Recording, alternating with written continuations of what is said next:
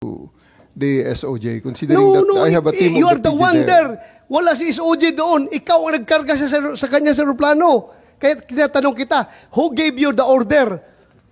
Still, sir, I take my orders from the Chief of the Philippine National Police. So, Chief PNP, you gave the order to have former President Duterte board the plane? The order of to the CID is really to assist the PCTC when it comes to arrest po. So, sino nagbigay ng order kay General Torre na ipasakay sa aeroplano? It's always the guidance that ang ano po namin is really to assist ang PCTC po. Kaya nga, PCTC. Were you the one who ordered the boarding of President Duterte sa aeroplano? Categorically, did you or did you not give the order to General Marbil? No. No. So, General Marbil, are you lying? Sir, I'm not lying, but I just want to have the executive privilege po regarding this matter. This operational matter. Nandito na tayo eh. Executive privilege ka dyan. Bakit naging executive privilege? Kanina sinabi mo, PCTC ang nagbigay ng order. Ngayon, executive privilege ka. Kung sino-sino na tinuro mo. That's why we didn't want to attend the last hearing, because this is what we were expecting, ma'am. We didn't want to be bullied into a position. No, we're not bullying you, sir. We're not I bullying think you, sir. We're not bullying you, sir. You're trying to make people admit something that they will not admit. And executive privilege is a valid excuse not to answer any question. President Duterte is already at The Hague. We're asking kung sino nagpadala doon sa kanya. Sino nag-order? We're trying to understand every step of... So you're the one giving the orders?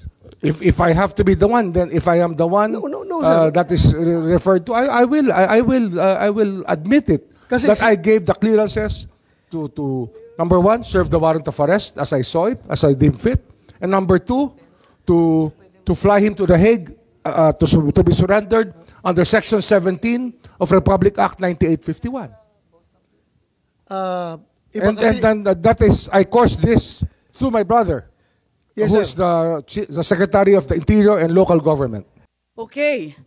Let's now delve deeper into the circumstances surrounding the arrest. I give up its falsehood upon falsehood. General Torre, when were you assigned as the head of the CIDG?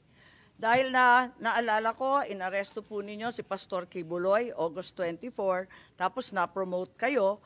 Pero by the way, congratulations, na-promote pala kayo. Wala pang isang buwan, na-promote kayo ulit. At napunta kayo sa CIDG 2024, di po ba? Isang buwan after the Kibuloy arrest. Tama po ba? Yes, ma'am.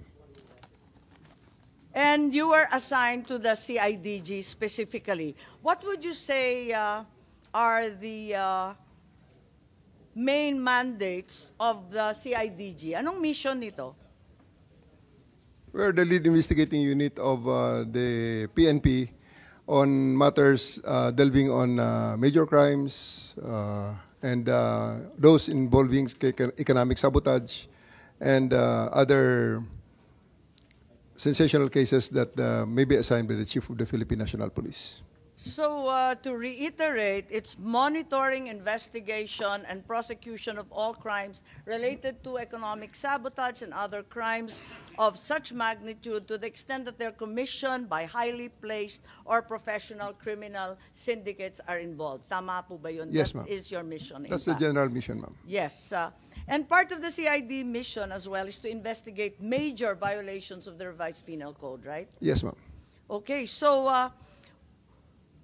the CIDG is largely the elite investigation arm of the PNP, is that correct? Yes, ma'am. Criminal Investigation and Detection Group, tama? Yes, ma'am. Kung ganon, yung pag-aaresto ng high-profile persons katulad ni PRRD, kasama sa core function ninyo, investigasyon pa rin ba yun? Implementation of warrants is part of the CIDG's mandate, ma'am. Yes, but it's the after effect. It's not the core function. Bakit kayo naging lead? Kitang-kita naman, nung March 11, not only was the CIDG involved in the arrest, kayo pa rin yung lead sa operation. Yes, We can clearly see na kayo ang pinakamataas. You were the highest ranking member of the PNP in many of the videos. I was directed by the Chief of the Philippine National Police, ma'am. Yes, perhaps our Chief PNP can explain bakit yung CIDG ang naging lead, samantalang investigasyon ang dapat mission nila. Ma'am, I just want to, yun sa background po natin, yun sa PNP po, ang Interpol, PCTC have to, ang dalawa lang po ipinapadala niya, no? Pagka dun sa PNP po, ang main task po namin, pagka PCTC, CIDG, ang sa NBI naman, NBI Interpol. So usually, pagka may request po ang PCTC, ang pinaka-diretso po namin is CIDG, not any other unit when it comes to arrest po. Pero you had the choice, ano? Madam Chair. Hindi naman lagi CIDG nag-aaresto nitong mga high-profile personalities. Wala naman akong nakikitang CIDG sa TV pag nakikita yung iba't ibang krimen. Hindi naman lagi sila eh. Ma'am, when it comes to the request of the PCTC, ang tasking po is always sa CIDG po. Yun po yung ano natin sa Ang PCTC. binanggit ni Executive Director ay yung NBI. Wala siyang binanggit na CIDG. Ma'am, when it comes to the PNP, ang PNP po, ang automatic po namin, it's from me, I always task the CIDG po when it comes to Interpol matters po. So it's in fact your choice. General Torre is a trusted and competent general, and that's the reason you chose him. No, ma'am, that's for me, it's always the CIDG when it comes to yung mga national po ng, ano po, ng huli po. Yes, Senator Bato, please. Thank you, Madam Chair. General Marbel, kung si General Torre ang pinapa-operate mo doon, ibig bang sabihin na lahat ng actions niya, lahat ng ginawa niya ay sanction mo? Opo, it's under po ng Philippine National Police po yan. So lahat ng ginawa niya, sagot mo? Yes, sir. Opo. Thank you. That's the PNP that I would like to believe. Whatever your people does or fail to do, sagot mo. Diba? Just want to clarify, no? Ang sinasabi po natin, all legal po. Ang sinasabi lang, we're just assisting po yung PCTC. That's reasonable po na ang request po is coming from PCTC I'm not referring to PCTC anymore. Yung sa kabuuhan ng operation. Dito po sa Philippine National Police, lahat po ng action ng Philippine National under po sa atin, it's all legal po. When it comes to illegal, meron naman po kami mga ginagawa po dyan. Hindi ko na sinabi illegal. Akin lang, basta yung ginawa ng tao mo, sagot mo. Dahil ikaw si PNP, di ba? Dapat ganun. Yan man talagang kuwan natin, trabaho natin. Sagot ko kayo lahat dahil you are carrying out my orders. Yes, sir. Tama po yan. Kasi ang mandate po ng CID is really to effect po yung mga warrants of arrest po. Okay, yeah, just for the record. Just for the record, Madam Chair. Thank you. Yes, maraming salamat. Palibhasa inassign nga ni Chief PNP si General Torre bilang lead ng pag-aaresto kay former President. Masasabi ba natin na yung aresto ni PRRD ay CIDG operation? It's a PCTC operation, ma'am, requested to the Philippine National Police. Pero kayo ang lead. So ikaw ang masasabi natin. Kitang-kita naman doon sa video, kayo nagmamando, sangkatutak yung pulis, pero kayo yung pinakamatasang rango. Pagkatapos, talagang CIDG operation ng labas. Tama ba yun? Sa level, ma'am, ng implementation ng orders, pagbigay ng mission, that is led by me, supported by the other units of the Philippine National Police, as directed by the Chief of the Philippine National Police. That's right, but I did not see any other higher-ranking generals than you. You were the only one there. You were clearly the one leading the pack and determining what would happen next. Baka hindi lang siguro, ma'am, na nakikita ang ibang high-ranking officers doon sapagkat nakamix ang sinabi kanilang... mo nga, Nick, na you said that oh, sir, ako ang pinakamataas dito. Yes, sir. I'm two-star, di ba? Yes, sir. Oh, so you stick to that. Pero meron, sir, mga matataas na official doon, pero sir. ikaw, At together with me, sir, Sino-sino na mas mataas sa'yo at nagmamando? Wala naman kasi kaming narinig. Ikaw lang ang nandun. Wala namang masama kung ikaw ang inassign. Di syempre, gagampanan mo, di ba? We are under the direction of the Chief PNP. He was there personally.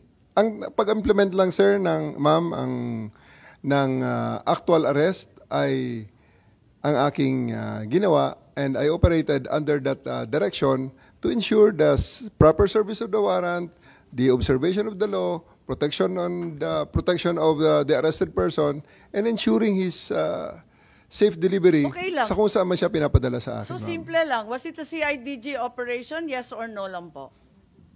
Para No, ma'am. maliwanag That's na. a PNP operation.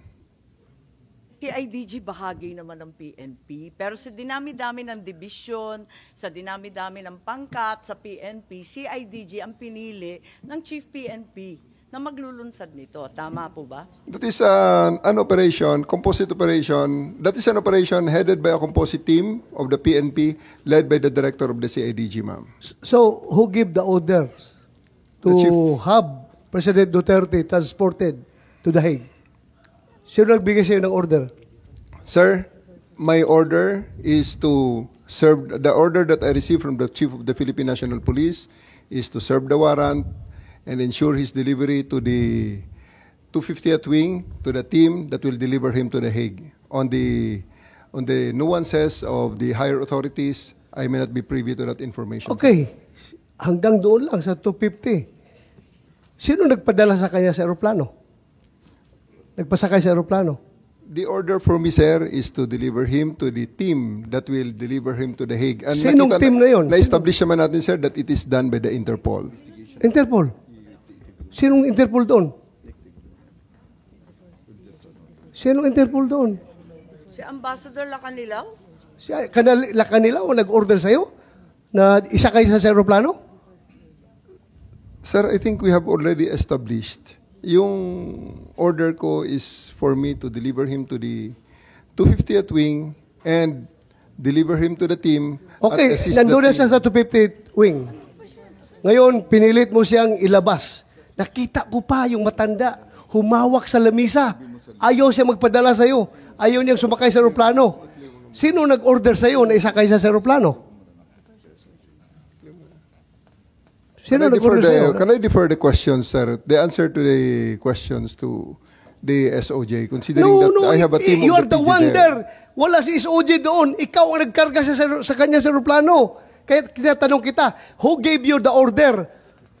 Still, sir, I take my orders from the Chief of the Philippine National Police. So, Chief PNP, you give the order to have former President Duterte board the plane?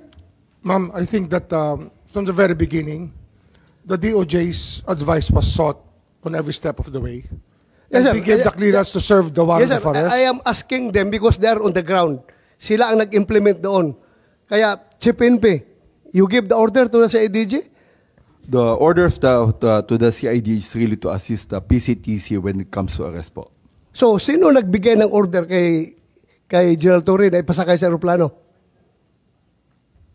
It's always the guidance that ang ano po namin is really to assist ang PCTC po. Kaya nga, PCTC. PCTC Were you the kayo? one who ordered the boarding of President Duterte sa aeroplano? Yes, General Alcantara, please. Mr. Senator, Madam Chair, I've said from time to time that my mandate is to coordinate our law enforcement agencies to comply with requirement of the Interpol. Correct. And, I believe you, sir. Coordination ka lang. Coordination ka lang. Pero sinabi ni General Marvel that na is ikaw the- daw nag-order sa That kanya. is the limit of my power. Yeah. That's the But limit. according to General Marvel, ikaw daw nag-order sa and kanila that is- na isakay sa aeroplano si And that Pangulong is the Duterte. limit also of my authority. That's my mandate. To My have mandate him. is to coordinate, Coordinate. disseminate. So, for the record, hindi ka nagbigay ng order kay General Marvel na isakay siya sa aeroplano? Hindi. For the record. For the record, I am not the authority to order the arrest, to order the So just boarding of the plane. categorically, did you or did you not give the order to General Marvel? No. No. So, General Marvel, are you lying? So I'm not lying, but I just want to have the executive privilege po regarding this matter. This Ay, operational matter. nandito na tayo eh. Executive privilege ka dyan.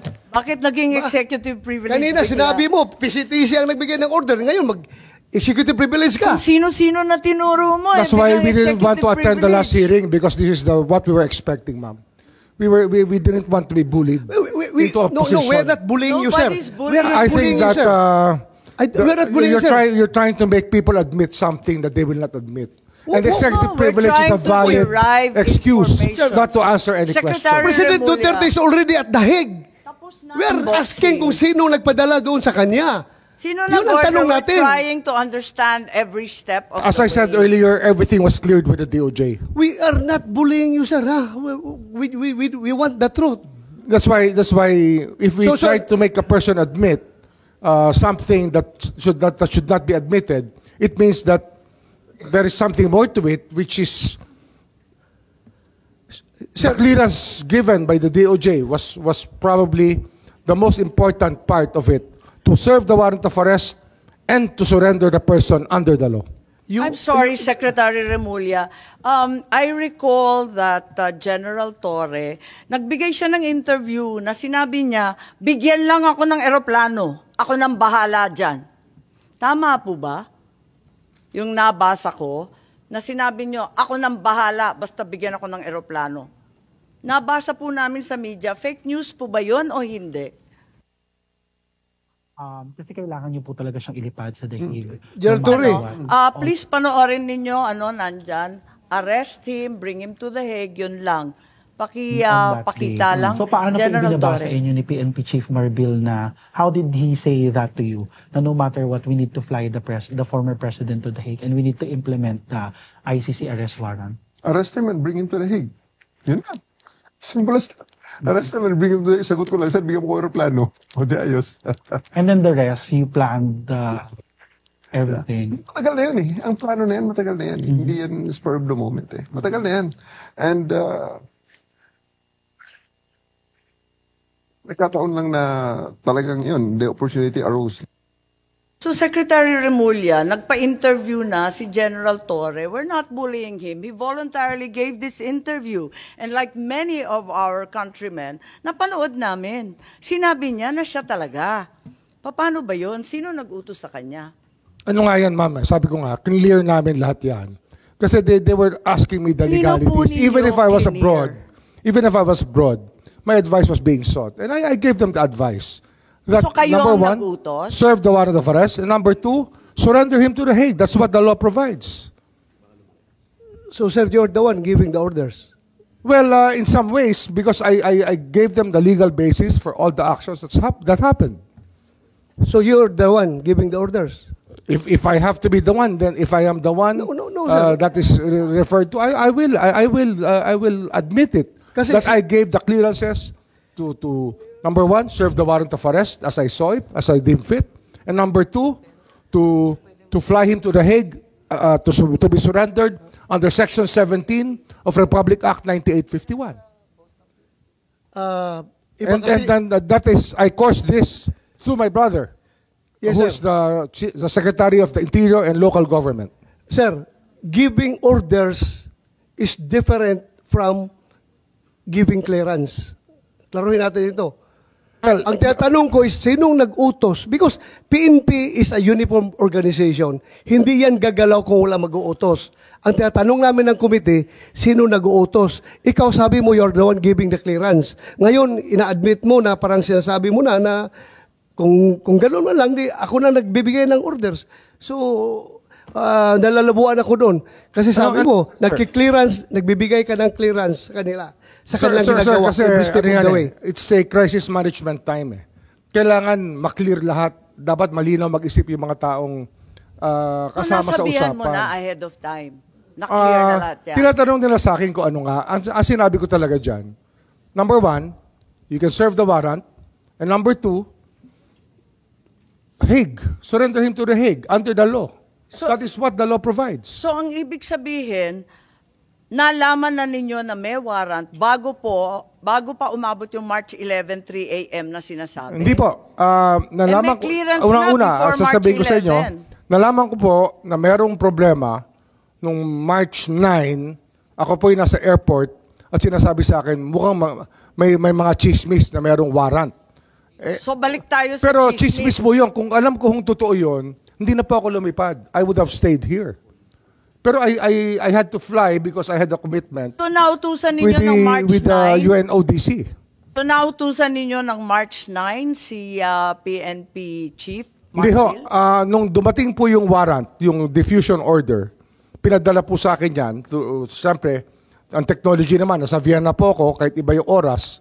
Nung nakita ko po yung diffusion order, sabi ko, that's valid. You can serve it. Tsaka may warrant na kasama kasi yun eh. May warrant po kasama na pinadala sa akin eh. Sabi ko, it's a valid warrant. Akala ko yung diffusion hindi warrant. Bakit Hindi ba, may bumalik na kasama naman ho tayo warrant sa unang yun. usapin? It had an accompanying warrant which was given to me. And that warrant which was the one that was served to the former president. Balikan muna natin ang CIDG. Kasi sinabi nga dito sa interview na pinanood natin na alam na ninyo na meron kayong papel sa pag-aaresto. Masasabi ba ninyo na well-planned itong arrest? Kasi it was planned weeks in advance. May nakita tayo dito na naabutan na ninyo, matagal ng plano yan. Pwede ba nating paliwanag itong statement po ninyo, anticipation? Kasi yan ang actually pagdating ko, may plano na. Anticipation ng warrant. Sabi ninyo pagdating nyo. So dumating kayo mga bandang September, meron na yan. Ma'am, maraming salamat talaga sa tanong na yan. For me to clarify that statement na natitwist na sa social media. That interview is made from the context of the chief of the CIDG. Isang part lamang ng PNP, maliit lang akong parte ng PNP, na may sariling mandato. Kaya tumatakbo sa akin, ma'am, yung crisis, palaging tumatakbo dyan, bilang operations officer, bilang commander, yung 4 P's of contingency planning. Predict, prevent, prepare, perform.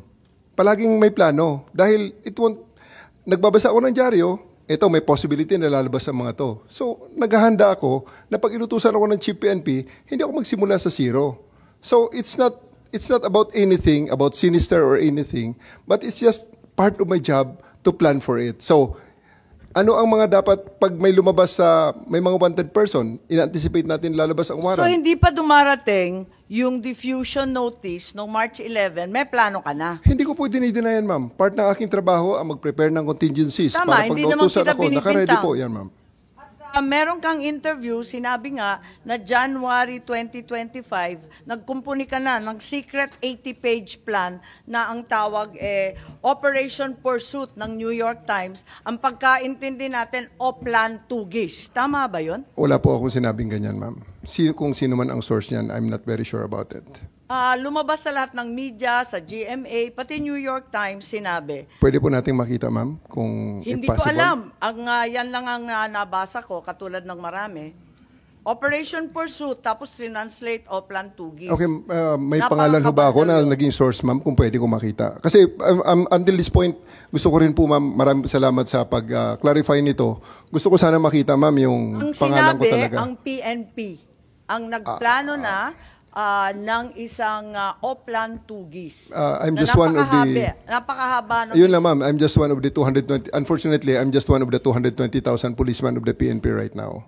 Kung sino source nila, gusto ko sana nga makita, ma'am, na ang pangalan ko talaga is nandyan, na sinabi ko yan. Kasi na-attribute sa akin yan, ma'am, eh. Kaya I'm really thankful at this opportunity to clear that Yes, Senator part ng Bato. news. Andyan, How about that Chief PNP? Hindi kayo source niya? Yeah, sabi kasi si PNP Chief Marbil, inutusan si General Torre na ilalagay si Presidente Duterte under police custody as soon as the ICC issues the arrest warrant. Wala po kaming ganyan at hindi ko po nakita yung Oplan Tugis na sinasabi nyo ngayon. So ibig sabihin yung New York Times, lahat ng local media, sinungaling. Okay lang, I mean sabihin lang natin alin yung totoo, alin hindi, para maliwanagan kami. Madam Chair, mas naniniwala ako sa kanila pag sinabi nila yan kaysa dyan sa mga lumalabas na balita. Kapag sinabi nila na hindi silang source, naniniwala ako. Okay, paniwalaan natin. Tama naman, dapat paniwalaan ng kapulisan. Meron ba kayong memorandum, document, outline tungkol dito sa aresto ng March 10 or March 11? Bago pa dumating yung warrant, meron na ba kayong plano? Kasi sabi nga ninyo, General Torre, lagi kayong naghahanda for any eventuality. Crisis management nga naman. For the specific, yung March 11, ma'am, wala talagang pre-planned na sinasabing itong specific. Kaya on the fly ngayon, ma'am, na ginawa, ma'am. So everything that was done there, based on the contingencies, meron tayong mga, may situation analysis, may... Pero sinabi rin ninyo, matagal ng plano yan. Yes, ma'am. Naabutan ko na yan. Pagdating ko, meron na yan. Anticipation na kami. Actually, ma'am, yung ang pinaka-mother of plan yan, ma'am, baka kasi yung pursuit na yan, hindi tugi sa pinagsimulan, baka manhunt. Kaya pursuit, baka manhunt yung manhunt Charlie natin, na mayroong ganyan ang PNP. Hindi The accounting of wanted persons. Hindi po, General Torre, kasi may PNP memos for deployment. Pinirmahan ni Chief PNP Marbil, March 10 pa lang. Wala pang arrest warrant, magde-deploy na tayo ng kapulisan sa NCR at pati na rin sa Davao. Diba? May memo tayo, pinakita natin nung first hearing. Yes, Chief Marbil, please. Ma'am, that's a regular deployment po yung pinapadala po natin. Yun po yung ano natin. Bakit kayo nagde-deploy? Wala pang warrant?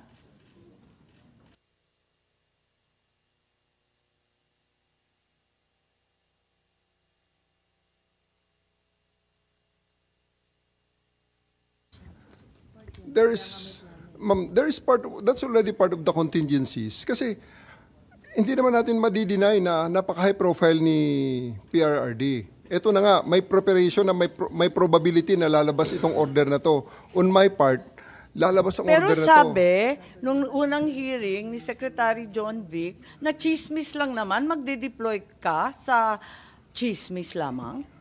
There's really no harm in erring on the side of caution, ma'am. Palaging ganyan. Prevent after the prediction. We prevent whatever, kaya palaging predict yan ang scanning the operational environment, threat assessments, so wala preparation, talagang IPB. plano. Pero sinabi mo, matagal ng plano yan. Alin ba talaga? The contingencies are there, ma'am. Hindi na sinasabing wala talaga kaming alam at wala kaming pinaghahandaan. May contingencies tayo, ma'am. So it's always there. So you're part of the saying that PNP. it was just general contingency planning, Yes, ma'am. no specific incident was anticipated. Although, sinabi rin ninyo, anticipation ko na yan. Pagdating ng mga... Anticipation ng warrant ng ICC. That's very specific po. Ma'am, hindi siya generic contingency planning. Opo. Part na ho ng aking trabaho na, ma'am, yan, nakita ko na, sabi ko, naku, paano pag nautusan ako bigla, lumabas ang warrant at i-implement ito. Nasa Hong Kong ang ating subject. So, that's all part of the anticipation already and the So in contingency fact, there planning. was a plan. Ma'am? So in fact, there was a plan. There was a- Kasi nag-anticipate na kayo na In-adjust magkakaroon lang- ng warrant. Ina-adjust natin ang contingencies, ma'am. Ina-adjust ko ang contingencies so that pagdating ng specific na order Kayo sa lang ang akin, nagplano mag-isa sa buong PNP? I'm the head of the CIDG, ma'am. Pero kayo lang ang nagplano I have ng 2,000 operation. people. I have 2,000 people under me. Sir. I understand, General. And we respect the CIDG for its outstanding track record. Kaya lang, tinatanong ko lang, kasi sinabi ninyo na iba-ibang grupo ang nagkumpune ng task force o kung ano man ang tawag doon, na iba-ibang bahagi ng PNP, hindi lang naman CIDG, kasi ayaw ninyong tawagin na CIDG operation. Sino-sino pa ang kasama sa planning dito sa anticipation ng ICC warrant? Thank you very much for the praises to the CIDG, ma'am, first and foremost.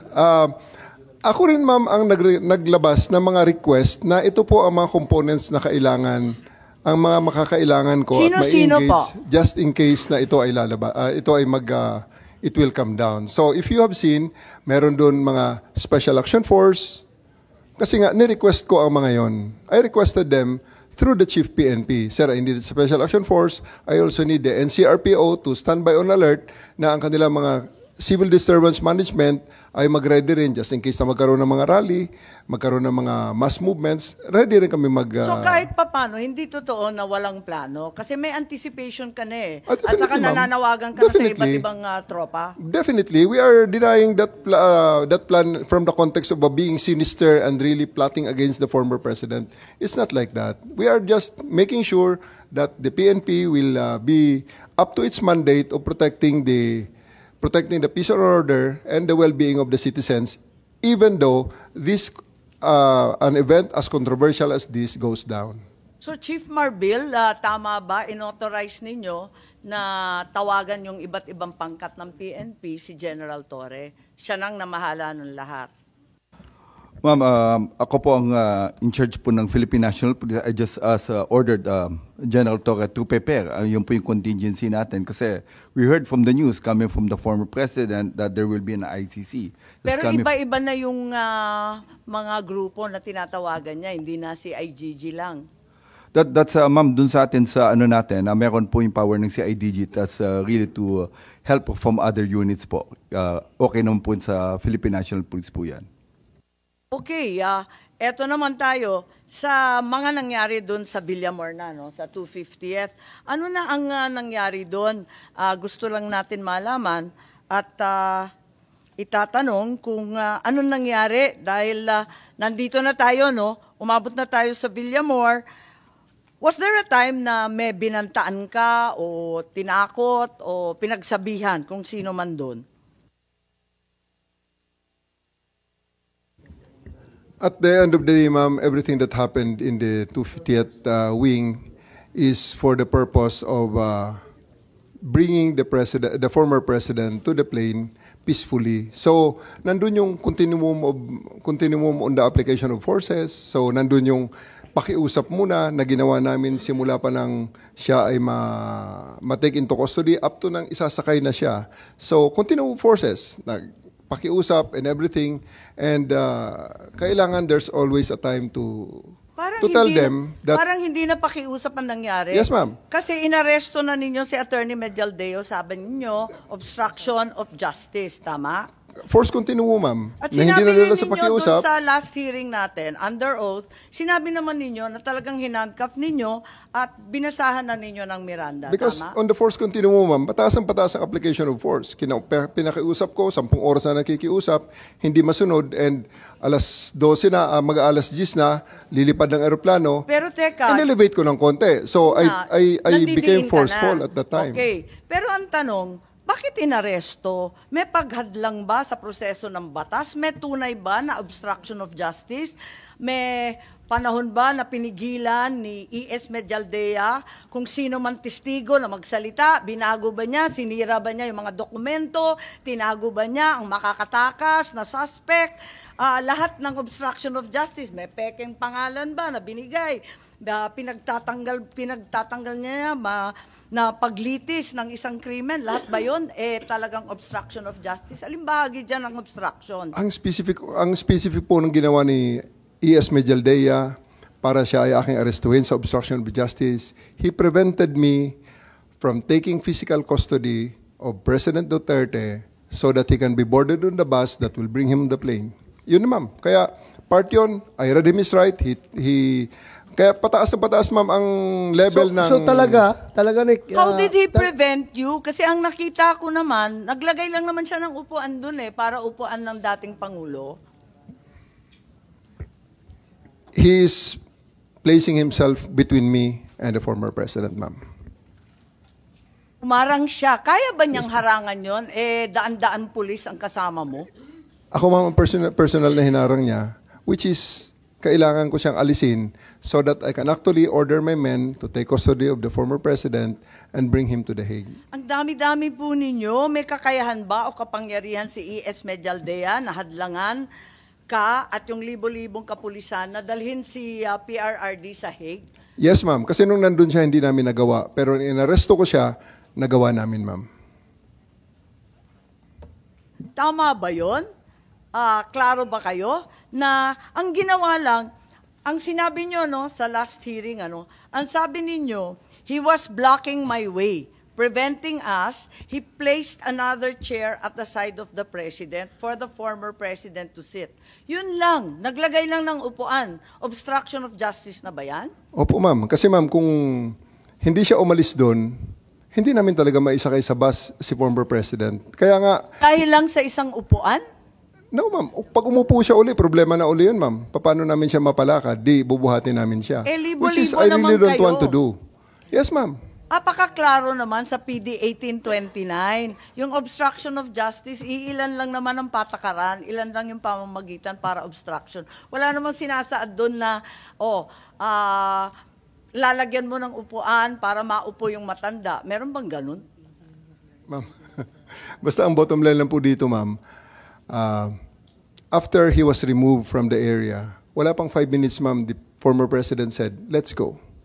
Kaya siya ay sumakay ng What bus. particular mode? Wag mong gawing justification yan na General Torre na porque na-handcuff mo na si ASB Jaldia, 5 minutes, nadala mo na kaagad si Pangulong Duterte sa aeroplano. Ang tanong dito ngayon, yung pag-handcuff mo ba, anong justification mo? Yun lang naman.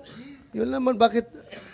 I stand by it, sir. I read him his rights and tell him what law he's violated and I arrested him and told him exactly what is the basis of my arrest for him. And lawyer siya, sumama naman sa akin, sir, ng maayos, si E.S. Medialdea.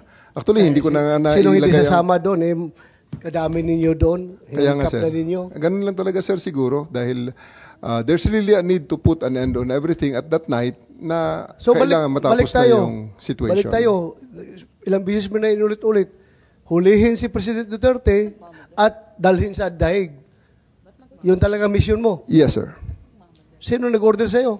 The Chief of the Philippine National Police, sir.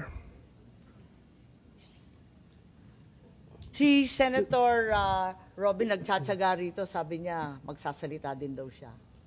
Okay lang. Okay. Thank you, Madam Chair. Maraming salamat po sa ating ginang tagapangulo at kay General Bato, Senator Bato.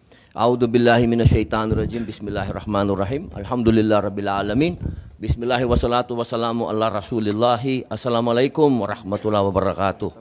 Magandang hapon po sa inyong lahat. Pasensya na po, ako po kasi may press con. Kailangan po akong makaalis kaagad. Gusto ko lamang pong iparating sa lahat na wala na po dito si Pangulong Rodrigo Roa Duterte. Ito po mga pinag-uusapan natin, ito po ay pagsuporta lang namin kay Senator Amy. Pero alam niyo po sa ating mga magigiting na panauhin dito, napaka-ironic lamang po na alam naman po natin lahat, batid natin lahat, nadadalawang pangulo lang po ang lumaban sa komunista. Una, si Ferdinand Marcos Sr. Ano po ang nangyari? Inalis natin sa bansa. Ang sumunod na lumaban po sa komunista ay si Pangulong Rodrigo Roa Duterte. Ang tanong ko lamang po sa PNP, hindi ko po kayo hinuhusgahan.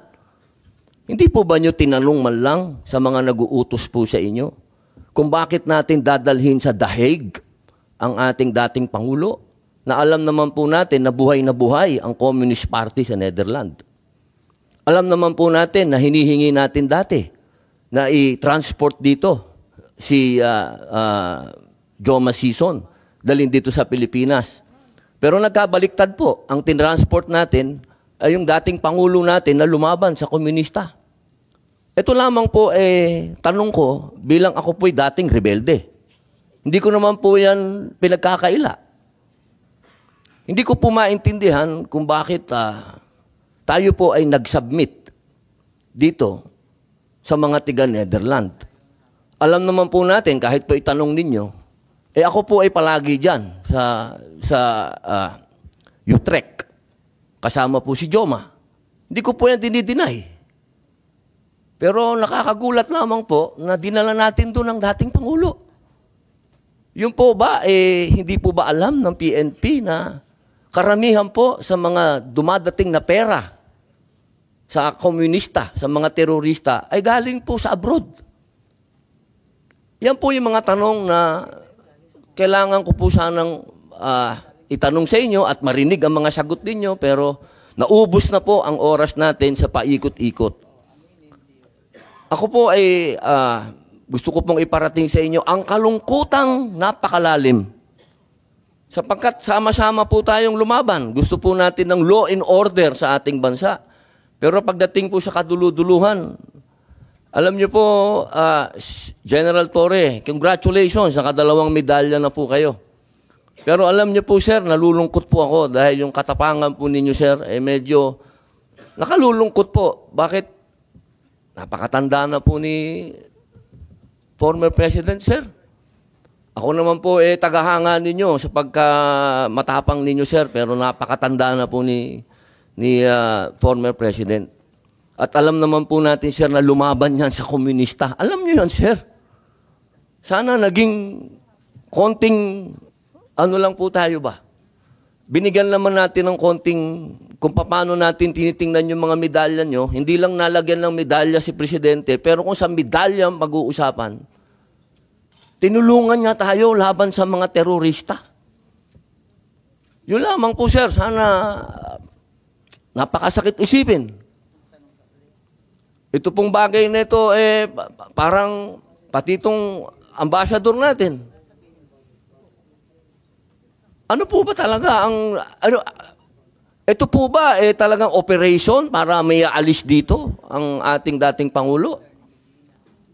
Kanino po ba? Kasi kami, pinopuwersa kami lahat ng mga supporter ni Digong na i-contempt po kayo. Pero hindi po namin ginagawa. Sapagkat ang order, walang order sa amin na ipa-contempt kayo. Kung galing lang to kay PRRD o galing kay BP na pa-contempt kayo, kukontempt kita, boss. Baka ako pa magsabi na ako hahatak sa'yo. Pero hindi ko ginagawa, boss. Kasi walang order sa amin na gawin sa inyo yan. Ang natatandaan lang po namin na sinabi ni PRRD na malinaw na ginagawa ng pulis ang order sa kanila. Kaya po namin kayo nirirespeto, sir, dahil yun ang sinabi ng boss namin. Yun ang sinabi ng chairman ng PDP na ginagawa lang ng pulis ang trabaho nila. Pero sana naman, sir, isipin din natin kung anong itinanim ni PRRD sa bansang ito. Nilabanan natin ng komunista. Talaga bang yan ba talaga ang kapalaran ng mga presidenteng lumalaban sa komunista? Isang in-exile, isang sinurrender? Ano ba po talaga itong bansa natin? Tayo po ba'y demokratiko talaga? Tayo po ba'y under control ng komunista? Yun lamang po. Maraming salamat po sa inyong lahat. Magandang hapon. Salamat po.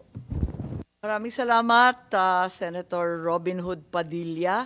At mabalik tayo dito sa obstruction of justice na hindi namin maintindihan. Pagkat yung paglalagay nga ng upuan, parang hindi naman yun sapat para sa Section 1 ng PD 1829. Ang liwaliwanag, nakalista ron kung paano. So, parang wala namang basehan para arestuhin si E.S. Medialdea. It's just blocking you. Sabi mo, palibasa malaking tao, naglagay ng upuan. Ganun ba yun? Yes, General Torre. Yun na yun. Talagang yun na yung base mo. Ma'am, he has been doing that for the past 10 hours, preventing us from physically taking custody of the president, of the former president. So, physically? Kasi nakita naman namin tsaka lang tumayo tapos kumuha ng upuan. So, did you actually arrest E.S. Medialdea in order to threaten or coerce PRRD to get on the plane? I threatened. Nananakot po kayo? Or baka naman kayo ang nananakot, hindi naman The word threatened may not be appropriate at this time, ma'am. I just arrested E.S. Medialdea based on the facts that I see at that time, which is obstruction of justice. Sa anong paraan na hinahadlangan ni E.S. Medialdea yung proseso? Kasi hindi ko maintindihan, hindi ko talaga makita. He is physically restraining us from taking custody with the I president. don't see him touching you. Wala dyan sa video, hindi ka naman hinahawakan. Nasa gitna siya, ma'am, namin. He is ang dami-dami placing naman himself. ninyo, kayang-kaya ninyong paligiran yung tao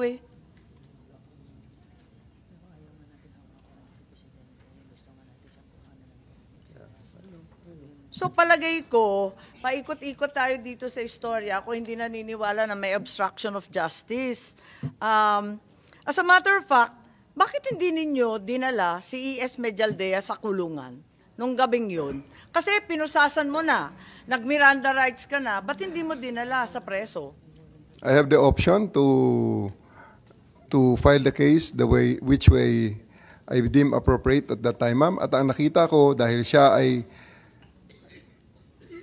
sumama sa former president sa aeroplano, I would just file the case later at the time. Depende na rin sa akin yun, ma'am, bilang arresting officer, whether I would like to lahat yun pursue the pwedeng case or gawin ng not. arresting officer, sigurado Yes, ka?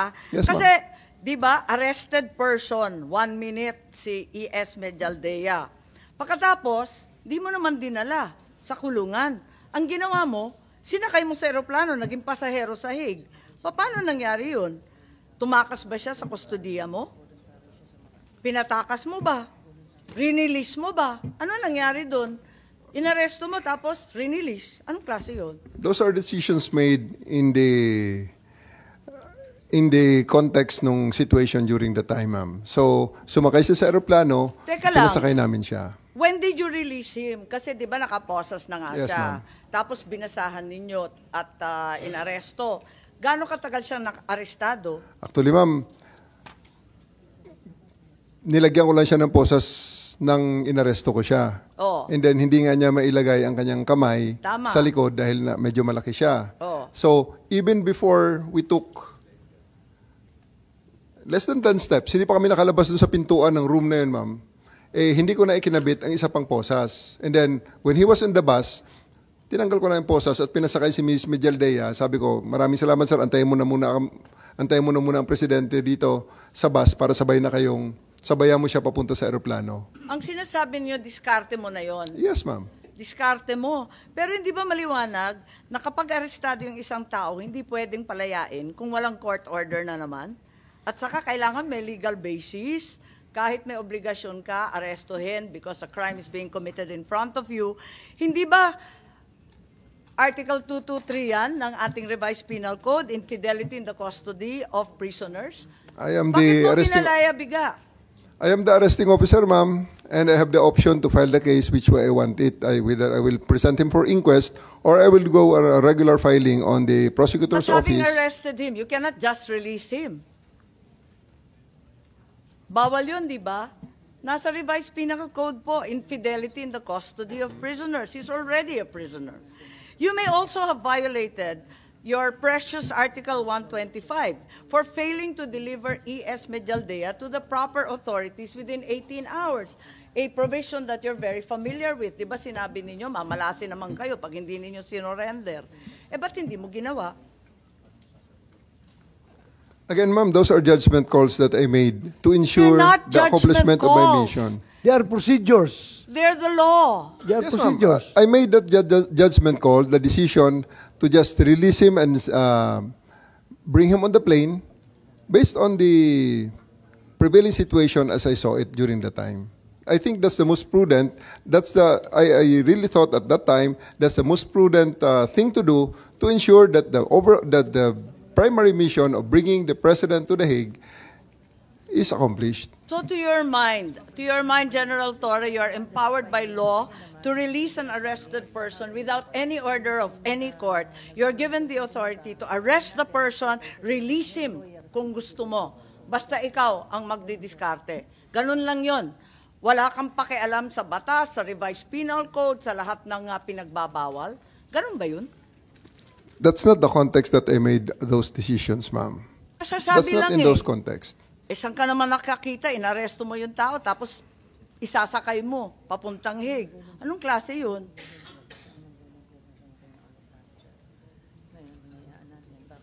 Nandito pa ba si Attorney Delgra?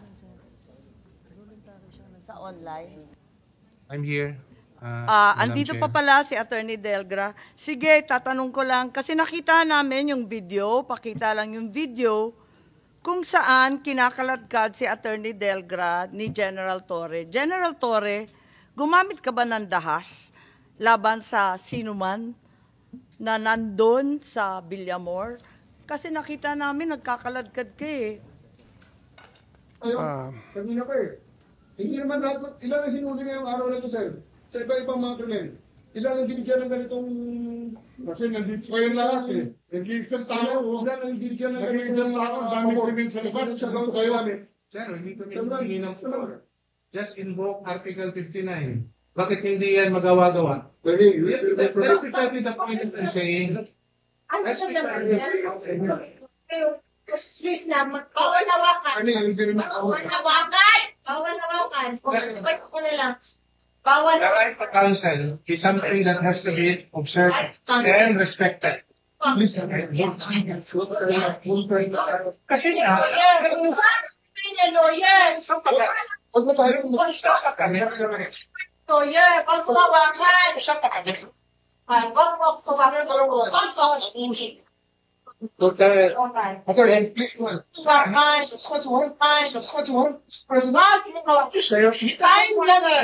Kayo mga General Torre, anong masasabi ninyo dito? Hindi ba yung pagtanggal ng upuan at pagkaladkad, paggagamit ng dahas? Si Attorney Delgra ba, tinakot ka ba? Nagbanta ba sa'yo o sa fellow officers mo? Physically, he was hindering you na naman from bringing PRRD to the plane. Bakit niyo ginawa yan? Ma'am, thank you very much for again showing that video for us, for giving us a chance to clarify the context of that video.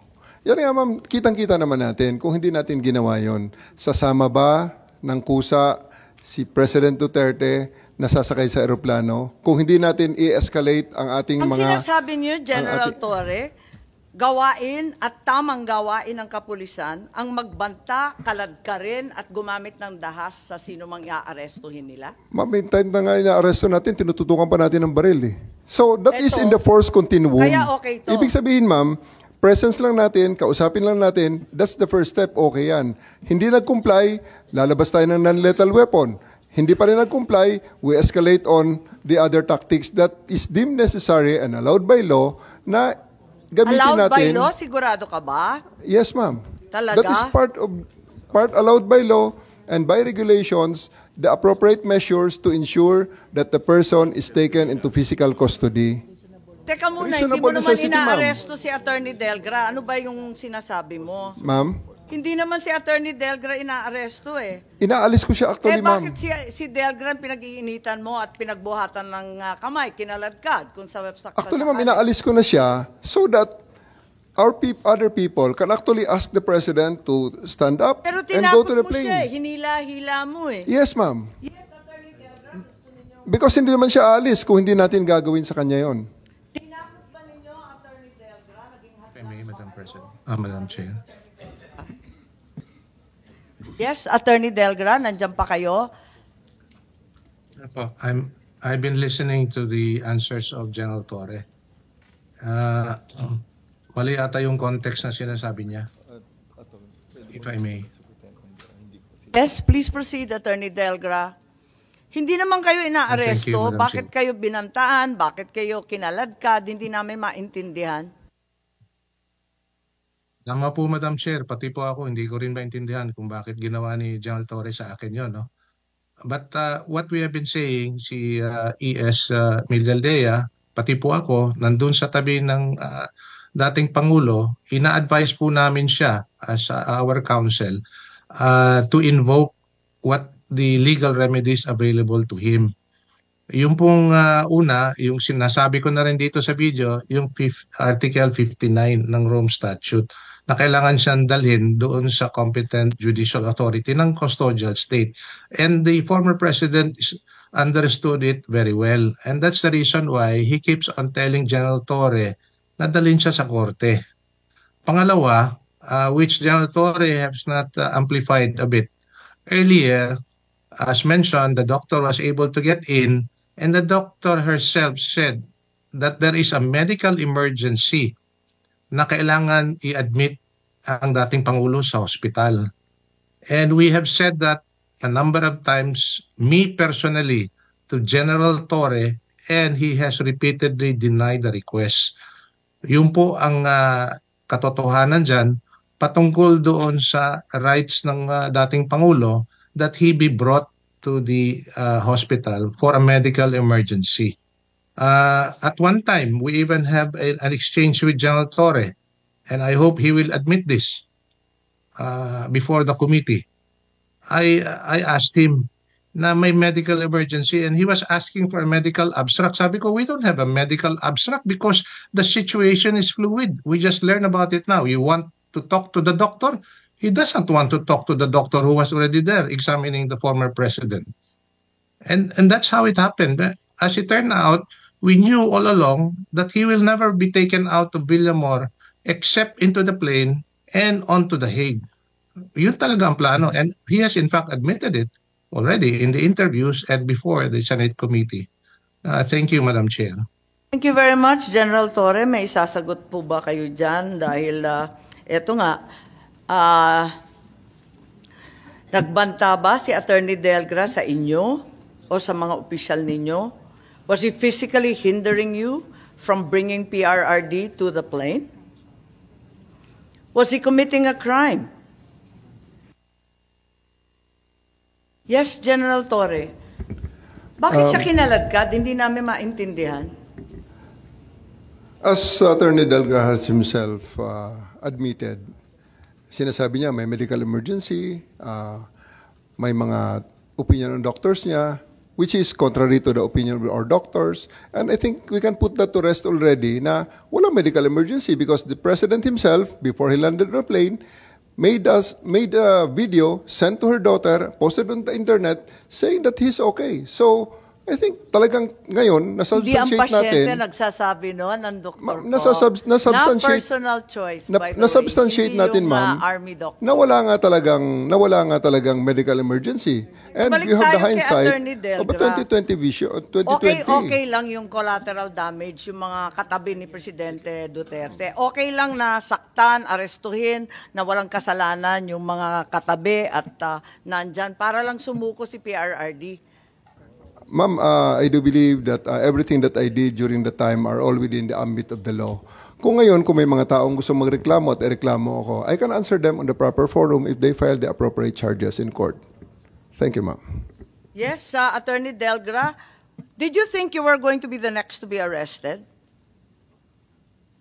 Ang sinabi Yes, ninyo Madam kasi Chair. ang sinabi ni General Torre nung nakaraang hearing, nung first hearing, you are going to arrest Attorney Delgra. Tama po?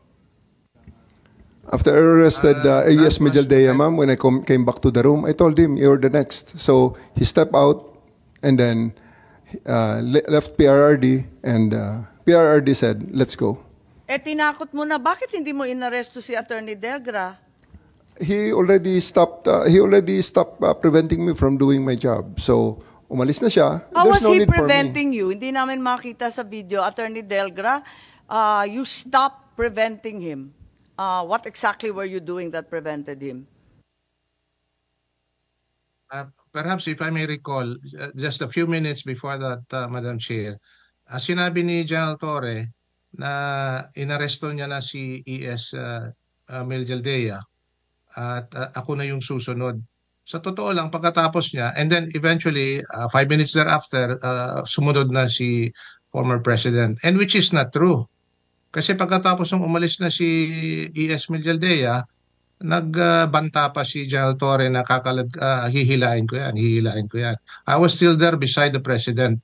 And actually, I did not left the side of the President. I was pulled out by one of the PNP personnel away from the President. And that's shortly thereafter, a few seconds thereafter, they were able to secure the body of the former President.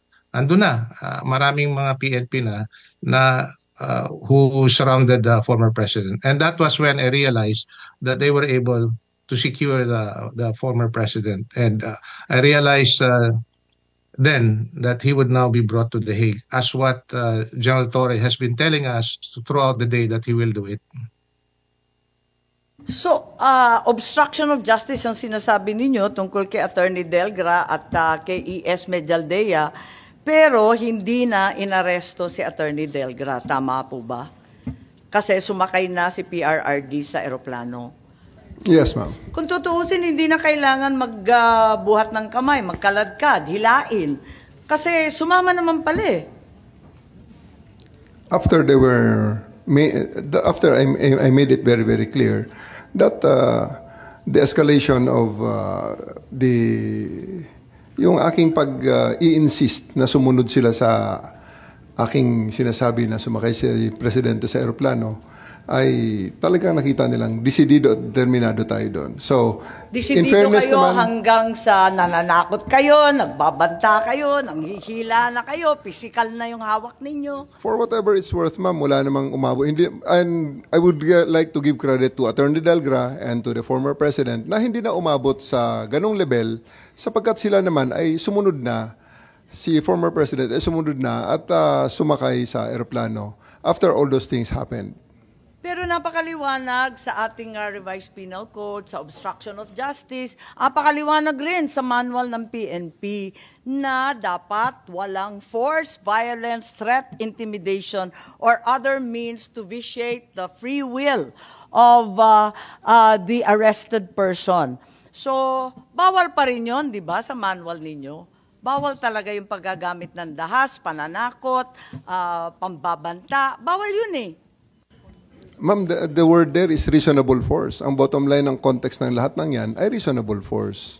Kaya Was it reasonable given that Attorney Delgra was just sitting there and saying that Article 59 should apply? Bawal ba magsalita?